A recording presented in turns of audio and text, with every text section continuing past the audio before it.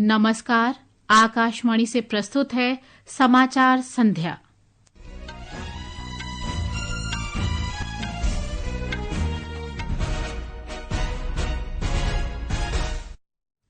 लोकसभा ने अप्रवासन और विदेशी नागरिक विधेयक 2025 पारित किया। गृह मंत्री अमित शाह ने कहा, भारत दुनिया की सबसे कम आबादी वाले अल्पसंख्यकों के लिए सम्मान के साथ रहने का सुरक्षित स्थान रहा है। संसद ने वित्त विधेयक पारित किया। केंद्रीय बजट 2025-26 की अनुमोदन की प्रक्रिया पूरी।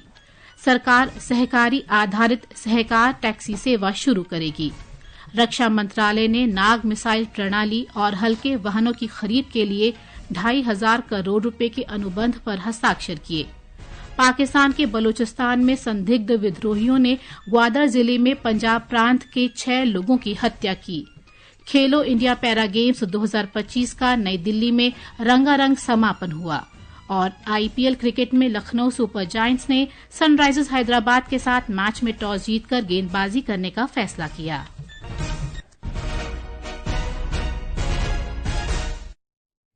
समाचार संध्या के साथ मैं प्रियंका अरोड़ा। लोकसभा ने आव्रजन और विदेशी नागरिक विधेयक 2025 पारित कर दिया है। विधेयक का उद्देश्य आव्रजन कानूनों को आधुनिक बनाना है। इसमें पासपोर्ट, यात्रा दस्तावेज, वीजा पंजीकरण के संबंध में केंद्र सरकार को कुछ शक्तियां प्रदान करने का प्रावधान है। कानूनों की अधिकता और परस्पर व्याप्तता से बचने के लिए ये विधेयक लाया गया है। गृह मंत्री अमित शाह ने कहा कि ये विधेयक राष्ट्रीय सुरक्षा सुदृढ़ करने, भारतीय विश्वविद्यालयों के लिए वैश्विक मानदंड सुनिश्चित करने और अनुसंधान तथा विकास और विनिर्माण के लिए आधारभूत ढांचा तैयार करने की दृष्टि से महत्वपूर्ण है। 2047 के हमारे लक्ष्य के अंदर एक सशक्त अप्रवासन नीति का बहुत बड़ा महत्व है और अप्रवासन एवं विदेशियों विषयक विधेयक 2025 प्रणाली को सिंप्लीफाई करेगा, स्ट्रीमलाइन भी करेगा, सिस्टमेटिक बनाएगा और सुरक्षित मतलब सिक्योर भी करेगा। ये ट्रांसपेरेंट भी बनेगा, ट्रैक ड्रिवन भी बनेगा, टाइम बाउंड भी बनेगा और ट्रस्टवर्दी भी बनेगा। गृह मंत्री ने कहा कि प्रवासियों का स्वागत करने और उन्हें संरक्षण देने का भारत का लंबा इतिहास है।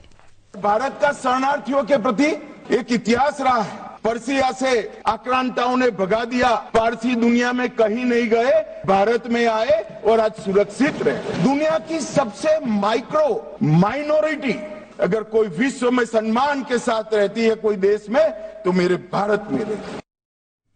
श्री शाह ने कहा कि शरण की बजाय स्वार्थी इरादों से भारत आने वाले समुदायों की संख्या भी बढ़ रही है। चाहे रोहिंग्या हो या बांग्लादेशी, यदि वे शांति भंग करने के लिए देश में आए हैं तो उनके खिलाफ कड़ी कार्रवाई की जाएगी।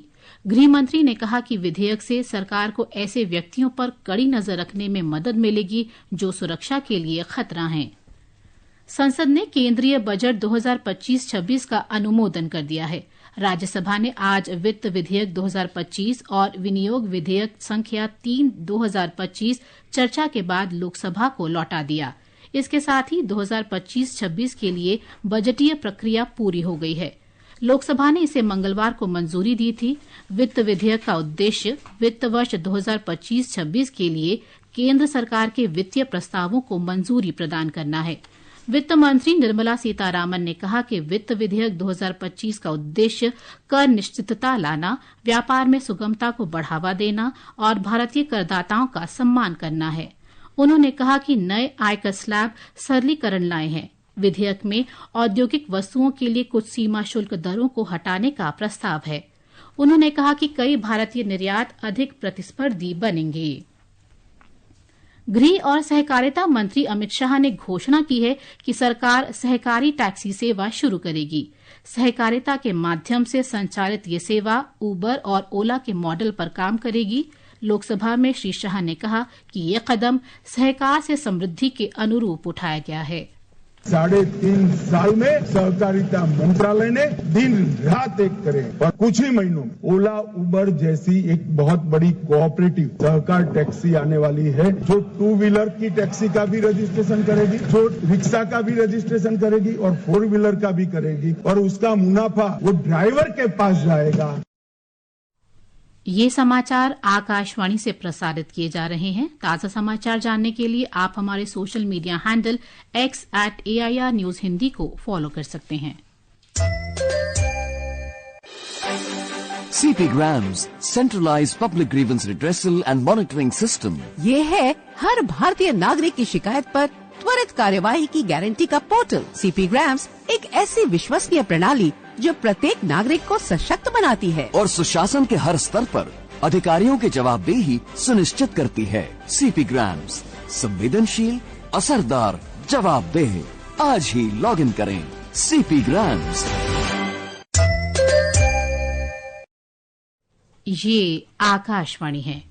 रक्षा मंत्रालय ने आज नाग मिसाइल सिस्टम, एक टैंक रोधी हथियार प्लेटफॉर्म और 5,000 हल्के वाहनों की खरीद के लिए 2,500 करोड़ रुपए के अनुबंध पर हस्ताक्षर किए।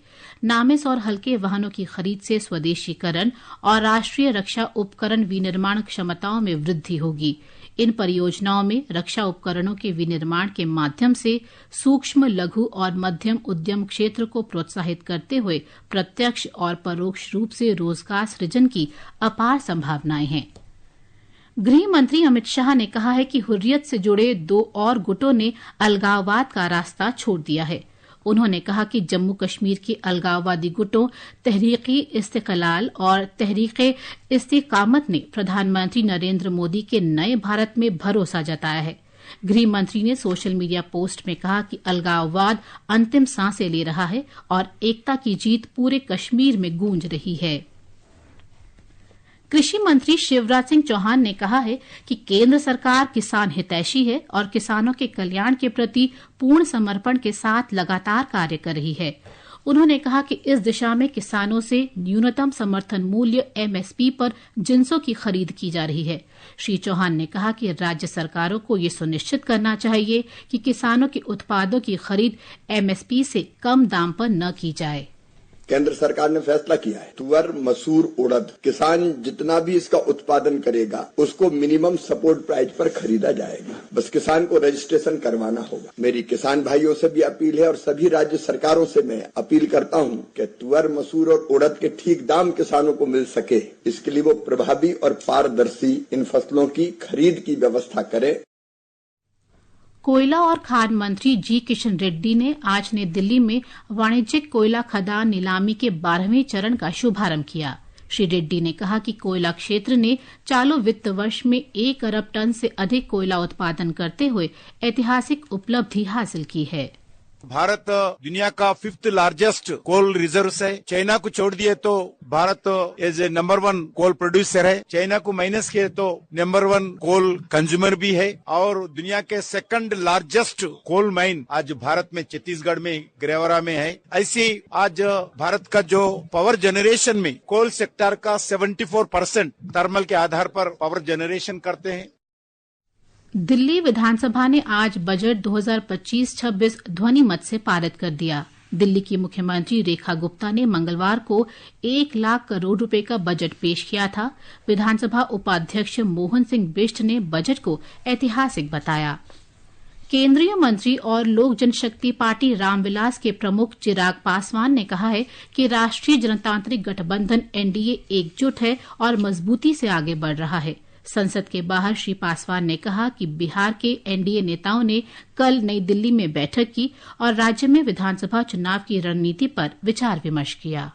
हम लोगों की NDA की बैठक हुई और उसमें 5 दल और हमारे सारे नेता उस बैठक में एक साथ मौजूद थे। NDA मजबूती से आगे बढ़ रहा है। विपक्ष एक साथ है, नहीं है, एक साथ चुनाव लड़ेंगे, नहीं लड़ेंगे। वर्चस्व की लड़ाई वहाँ पे चल रही है। कांग्रेस राजद में ही अब अगर खींचातानी चल रही है तो ऐसे में ये उनकी चिंता है। हम लोग मजबूती से आगे बढ़ रहे हैं। ये समाचार हमारी वेबसाइट www.newsonair.gov.in और हमारे न्यूज ऑन AIR ऐप पर भी उपलब्ध हैं। समाचार संध्या में आपका फिर स्वागत है। पाकिस्तान के बलूचिस्तान में संदिग्ध उग्रवादियों ने पंजाब प्रांत के 6 लोगों की ग्वादर जिले में गोली मारकर हत्या कर दी। पुलिस ने बताया है कि कल देर रात हथियारबंद लोगों ने एक बस में लोगों पर गोलीबारी की। हमलावरों ने 3 अन्य लोगों का अपहरण भी किया। अभी तक किसी गुट ने हमले की जिम्मेदारी नहीं ली है। अमेरिका के राष्ट्रपति डोनाल्ड ट्रंप ने आयातित ऑटोमोबाइल और कलपुर्जों पर 25% टैरिफ लगाने की घोषणा की है। ये नियम 2 अप्रैल से लागू होगा। ये टैरिफ अमेरिका के बाहर असेंबल की गई और भेजी गई सभी कारों और ट्रकों पर लागू होगा। भारत दूसरे देशों को शीत श्रृंखला यानी कोल्ड चेन और वैक्सीन प्रबंधन में प्रशिक्षण प्रदान कर रहा है। राष्ट्रीय स्वास्थ्य और परिवार कल्याण संस्थान ने नेपाल और मलावी को प्रशिक्षण प्रदान किया है और प्रभावी वैक्सीन प्रबंधन प्रणालियों का आकलन करने में सहायता की है। संस्थान के निदेशक धीरज शाह ने आकाशवाणी समाचार से बातचीत में बताया कि संस्थान तकनीशियनों और श्रमिकों को उपकरणों के उचित संचालन के लिए भी प्रशिक्षण प्रदान करता है। कोल्ड चेन के जो टेक्नीशियंस होते हैं या जो वर्कर होते हैं जो कि वो इक्विपमेंट को मेंटेन करते हैं, उनकी हम ट्रेनिंग करते हैं कि जिससे कि कोल्ड चेन का जो इक्विपमेंट है, चाहे वो रेफ्रिजरेटर हो, चाहे वो डीप फ्रीजर हो, चाहे वो सोलर इक्विपमेंट हो, वो ठीक तरह से चलता रहे और कोई खराबी आ जाए तो उसको तुरंत रिपेयर किया जाए जिससे कि वो वैक्सीन खराब ना हो। महिला और बाल विकास मंत्रालय ने प्रधानमंत्री राष्ट्रीय बाल पुरस्कार के लिए आवेदन आमंत्रित किए हैं। इसके लिए 1 अप्रैल से राष्ट्रीय पुरस्कार पोर्टल के माध्यम से आवेदन किए जा सकते हैं। आवेदन की अंतिम तिथि 31 जुलाई है। पुरस्कार के लिए पात्र बच्चे की आयु 31 जुलाई 2025 तक 5 वर्ष से कम और 18 वर्ष से अधिक नहीं हो। प्रधानमंत्री नरेंद्र मोदी ने श्री श्री हरिचंद ठाकुर को उनकी जयंती पर श्रद्धांजलि अर्पित की है। श्री मोदी ने हाशिए पर खड़े लोगों के उत्थान और न्याय दिलाने के उनके प्रयासों की सराहना की। श्री मोदी ने मतुआ धर्म महामेला 2025 की शुभकामनाएं दी। प्रधानमंत्री ने कहा कि सरकार ने मतुआ समुदाय के कल्याण के लिए कई पहल की हैं। और अब आर्थिक जगत की खबरों के साथ हैं मनोज पाठक। बॉम्बे स्टॉक एक्सचेंज का सेंसेक्स आज 317 अंक बढ़कर 77,606 पर बंद हुआ। उधर नेशनल स्टॉक एक्सचेंज का निफ्टी 50 105 अंक बढ़त के साथ 23,591 दर्ज हुआ और अंतर्राष्ट्रीय बाजारों में ब्रेंट कच्चे तेल की कीमत $73.65 प्रति बैरल के आसपास चल रही थी। खेलो इंडिया पैरा गेम्स 2025 का आज नई दिल्ली के जवाहरलाल नेहरू स्टेडियम में समापन हुआ। खेल राज्य मंत्री रक्षा निखिल खड़से भी इस अवसर पर उपस्थित रहीं। एक रिपोर्ट। हौसलों की उड़ा है, हर कदम एक पहचान है, जीत के है इरादे, हम भारत की शान है।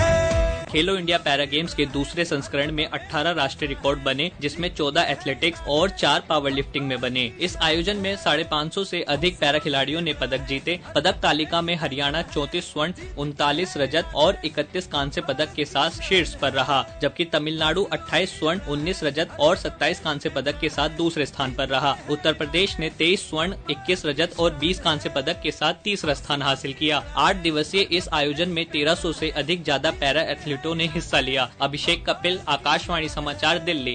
जीत के है इरादे, हम भारत की शान है। आईपीएल में लखनऊ सुपर जायंट्स के साथ मैच में सनराइजर्स हैदराबाद ने ताजा समाचार मिलने तक 16वें ओवर में 5 विकेट पर 150 रन बना लिए हैं।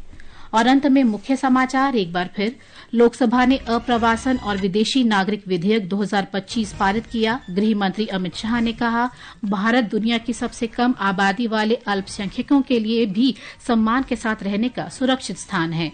संसद ने वित्त विधेयक पारित किया। केंद्रीय बजट 2025-26 के अनुमोदन की प्रक्रिया पूरी।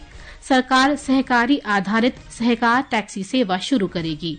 रक्षा मंत्रालय ने नाग मिसाइल प्रणाली और हल्के वाहनों की खरीद के लिए 2,500 करोड़ रुपए के अनुबंध पर हस्ताक्षर किए। खेलो इंडिया पैरा गेम्स 2025 का नई दिल्ली में रंगारंग समापन हुआ और कुश्ती में रितिका हुड्डा ने एशियाई चैंपियनशिप में महिलाओं के 76 किलो भार वर्ग के फाइनल में जगह बनाई। इसके साथ ही समाचार संध्या का ये अंक समाप्त हुआ। नमस्कार।